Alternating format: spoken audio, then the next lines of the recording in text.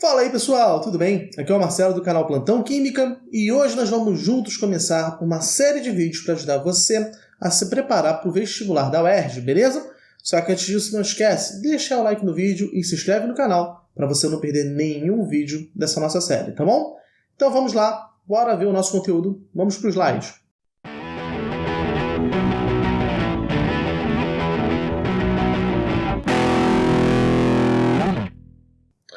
Bom, gente, a gente vai começar com a atomística, então é muito importante você lembrar do conceito de átomo, que ele foi proposto muito tempo atrás por um cara chamado Demócrito, na Grécia, antes de Cristo, ok? Então isso é muito antigo mesmo. Não chega a ter um caráter científico, mas muito mais filosófico a ideia dele. Olha só a proposição que ele tirou. Ele pegava lá uma folhinha e começava a cortar. Ele ia cortando, cortando e formando cada vez pedaços menores, não é verdade? E aí, ele vai observando que conforme o pedaço que ele está cortando está menor, vai ficando mais difícil efetuar esse corte. Até que chega um momento em que ele não é mais capaz de dividir, de cortar mais aquele pedacinho que ele atingiu. Então, ele chama esse pedaço menorzinho, pequeno, de uma partícula de matéria fundamental. Ele não consegue ir além disso no corte, mesmo que ele pudesse refinar suas ferramentas. Então, ele falou, existe uma partícula mínima da matéria que ela é indivisível, a qual chamou-se de átomo, tá certo? Então, a ideia do átomo surgiu dessa demonstração aqui, não é muito científica, mas é uma ideia, não é? Então, beleza, filosoficamente está aí construído a ideia do átomo. Na ciência, quando é que volta a aparecer essa percepção de átomo? Com Dalton, né? E olha só o que Dalton falou.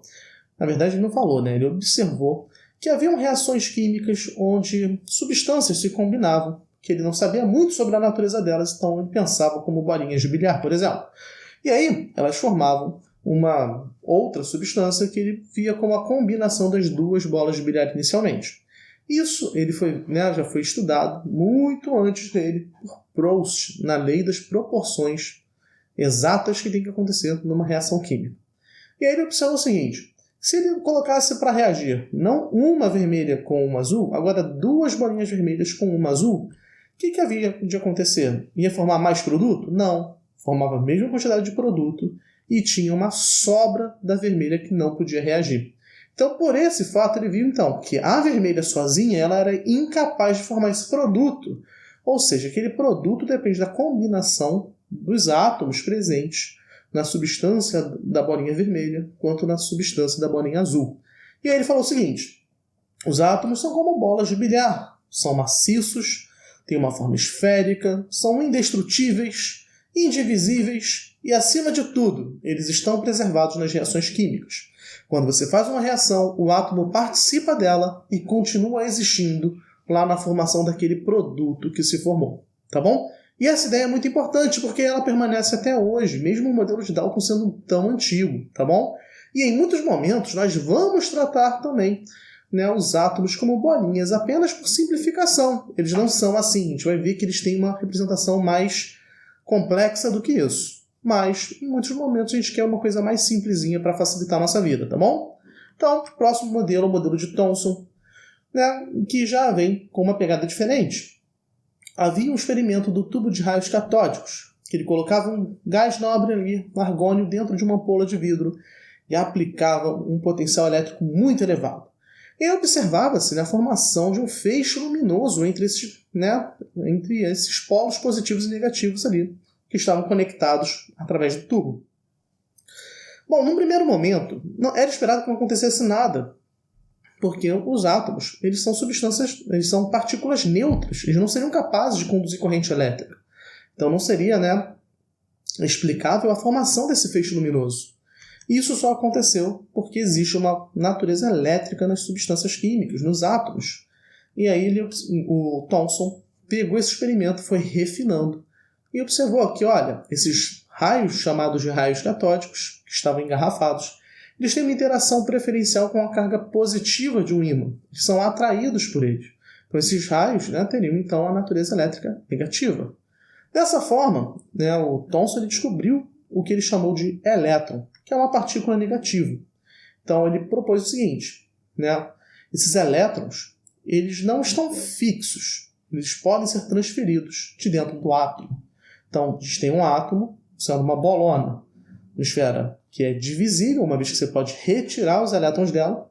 Esses elétrons eles estão lá dentro, distribuídos de uma forma uniforme. E aquela massa que o átomo tem, que não é o elétron, ela tem que ser positiva, e que é ali que está a massa principal daquela substância química. Tá certo? Então, tá aí o nosso modelo de Thomson. Ele já traz aquela versão, né, conhecida como pudim de passas. Você pode pensar como um panetone. O panetone tem lá algumas coisas que às vezes a gente não gosta, a gente vai lá, tira e dá para outra pessoa comer aquela coisa, não é? A mesma ideia aqui. Segundo Thomson, o átomo ele tem lá seus elétrons, que às vezes um átomo pode pegar e doar elétrons para outro. Então, um átomo pode perder elétrons e outro átomo pode ganhar elétrons. Já nesse modelo de Thomson bem ultrapassado, a gente vai ver mais 2 modelos depois dele. Tá bom? Então, olha só, o modelo de Rutherford. Ele aconteceu com um experimento usando radioatividade, no qual tinha lá uma partícula radioativa sendo emitida através de um bloco de chumbo com material radioativo lá dentro dele. E esse material era para ser incidido sobre uma película de ouro. E aí, o que se esperava? Que a película de ouro, né, composta por vários átomos de ouro, fossem formados por átomos esféricos, maciços, e, portanto, as partículas radioativas não poderiam passar através dessa película. Só que no experimento não foi bem assim. E por não ser bem assim, a gente teve a controvérsia, né? Então, o nosso átomo ele não pode mais ser uma esferona maciça, rígida, como era visto até então, mas sim um material cheio de vazios, assim como é o nosso sistema solar, tendo um núcleo central e, no caso do átomo, os seus elétrons, né, circulando ao seu redor. Tá certo? Então, olha só, o modelo planetário de Rutherford tinha lá os seus elétrons, já havia prótons e já havia nêutrons, né? E aí, o que ele fala? Que é uma esfera, né, com muito espaço vazio que caracteriza o átomo. E aí, nós temos um núcleo muito pequeno e positivo e nós temos os nêutrons e os prótons lá no núcleo. Tá certo? Então, nós temos a parte principal da massa de um átomo lá nesse núcleo. E nós temos ao redor a sua eletrosfera com os elétrons distribuídos. E esse modelo não consegue explicar como que isso vai continuar existindo. Porque, olha só, nós temos um núcleo positivo e o elétron lá fora negativo. Se eles se atraem, por que eles vão continuar afastados? Essa resposta, Rutherford não era suficiente para dar com o que ele já tinha observado, com tudo que já tinha sido estudado até então. Mas, mais adiante, Bohr, com uma série de novos estudos também, não só dele, foi capaz de propor que os elétrons eles ocupam diferentes níveis de energia. E aí, isso aqui do Bohr foi muito legal, porque criou todo um novo ramo na química, chamado de espectrofotometria. Então nós temos elementos que são capazes de emitir luzes específicas, e esses mesmos elementos absorvem as mesmas luzes específicas sob determinadas condições também. Então tem toda uma condição de qual é a luz que cada elemento químico pode absorver, qual é a luz que cada elemento químico pode liberar. E isso está associado com os níveis de energia que os elétrons podem ocupar na estrutura daquele átomo. Tá certo? Então, no modelo de Bohr, nós vamos ter agora um átomo com núcleo e a eletrosfera dividida em diferentes níveis de energia, em diferentes camadas. Tá bom? Temos camadas eletrônicas e, dentro das camadas eletrônicas, os elétrons podem saltar de uma mais interna para uma mais externa. Quando isso acontece, ele está se afastando do núcleo, está se afastando daquilo que ele gostaria de estar perto. E isso só vai acontecer quando aquele elétron ganhar energia. Então, ele absorve uma energia, ele pode absorver uma luz para fazer um salto quântico de uma camada mais interna para uma mais externa. Da mesma forma que quando ele está lá numa camada mais externa, ele vai para uma mais interna, ele faz esse salto quântico se aproximando do núcleo que ele está afim, e para isso ele libera uma energia. E essa energia é liberada na forma de uma luz. E essa luz tem que ter justamente a diferença de energia entre essas camadas. Essa luz, ela depende da distância e digamos assim, entre uma camada e outra. Mas essa distância não é física. Ela é uma distância energética entre essas camadas. Tá certo? Então, vamos lá. Tá aqui toda a nossa revisão sobre o que foram os modelos atômicos. Quero que você foque que cada modelo só existiu a partir de determinadas evidências. E é assim que se constrói um modelo de desenvolvimento da ciência, das evidências, né, contribuindo para que novos modelos surjam, tá certo? Isso é fundamental. Mais do que você saber sobre como era o átomo de cada um desses caras, é saber como novas evidências nos levaram a novas teorias, tá certo? Então, resumindo, nós temos hoje um átomo que nós vamos considerar como sendo do modelo do Bohr. Temos uma estrutura com o núcleo, com a eletrosfera. Temos no núcleo partículas com carga positiva, que é o próton, e o nêutron, que não tem carga. No núcleo, todas as partículas, tanto o próton quanto o nêutron, têm massa de 1 unidade.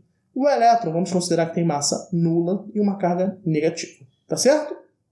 Além disso, é importante saber o que é número atômico. Número atômico é o número de prótons que tem lá na nossa espécie que a gente está analisando. E esse número de prótons, quando a gente está falando de um átomo, é sempre igual ao número de elétrons, porque o átomo tem que ter a carga total igual a zero. Além disso, temos a massa atômica, que é o total de nêutrons mais o total de prótons daquele átomo analisado. Tá certo? Então, seguindo, tá aí como a gente vai ter que representar e entender o átomo a partir de agora. Além disso, é importante a gente saber também como a gente representa ele. Na tabela periódica, né? Lembrando que tabela a gente representa um elemento químico, mas o elemento químico nada mais é que uma série de átomos agrupados, não é isso? A gente vai aprender um pouco melhor sobre isso lá na nossa aula de tabela periódica. Mas olha, lá na tabela, se você pegar, como é que está representado um átomo? Ele está representado por um símbolo, certo? Na parte de cima tem um número, que é o seu número atômico, e embaixo tem um número, que é a sua massa atômica. Toda a tabela periódica tem que ter uma legenda confirmando para você o que são cada número e cada informação que está ali contida, tá certo? Sempre olhe uma legenda de uma tabela periódica enquanto vai fazer uma prova, uma atividade, seja qual for, só para confirmar se ela segue o modelo que a gente está apresentando aqui, tá bom? Além disso, quando a gente está representando em reações químicas ou às vezes em textos, a gente representa o elemento assim, pelo mesmo símbolo que está na tabela periódica, e por um número superior, que é a massa, e um inferior, que é o seu número atômico. Se você tiver medo de confundir isso, lembra que o maior tem que ser a massa sempre. Bom, agora, para fechar, a gente vai ver como é que um átomo pode formar íons, tá certo? Então tá lá o nosso átomo, bonitão, que a gente já viu como é que é. Ele pode perder um elétron, né, que a gente já viu, e se ele perder um elétron, ele vai ficar com uma carga positiva, formando o que nós chamamos de cátion. Então, essa perda de elétrons fez com que ele tenha no total mais prótons do que elétrons. Lembre-se, nunca no átomo normal ele vai mexer lá no núcleo normalmente, tá bom? O que é mais provável que aconteça são eventos de saída e de entrada de elétrons. Então, os nossos cátions, por exemplo, temos o H+, ferro mais 2, que perdeu 2 elétrons, ferro mais 3, que perdeu 3 elétrons, o NH4+, que é um conjunto de átomos que ao todo perdeu 1 elétron. Tá certo? A gente chama isso de um íon polinuclear. Agora, temos também a possibilidade contrária, né? Aquele átomo perdeu, ele também poderia ganhar elétrons. Quando ele ganha, de forma que nós chamamos de ânion. O ânion, como ele ganhou elétron, ele vai ter uma carga negativa, já que ele tem mais elétrons do que prótons. Então, exemplos de ânions: Cl-, S-2, que é o sulfeto, SO4-2, que é o sulfato, e o SO4-3, que é o sulfito. O sulfato e o sulfito também são ânions polinucleares, porque ele tem mais de um núcleo, tá certo? Bom, pessoal, essa primeira aula termina aqui. Se você quer testar seus conhecimentos, quer fazer exercícios, vou deixar aqui um link para você entrar em contato comigo e pedir por uma lista de exercícios. E se você quer um acompanhamento melhor, individualizado, personalizado, para você se preparar para a prova discursiva da UERJ, entra também em contato através desse link, e fala assim: professor, eu quero conhecer o seu projeto de simulados online. Que aí eu vou te contar um pouco sobre como isso funciona. É um projeto muito bacana, no qual eu vou te dar todas as dicas para você chegar lá na prova da UERJ e mandar muito bem, tá certo? Bom, pessoal, o vídeo termina aqui. Nos vemos em breve. Até logo e bons estudos!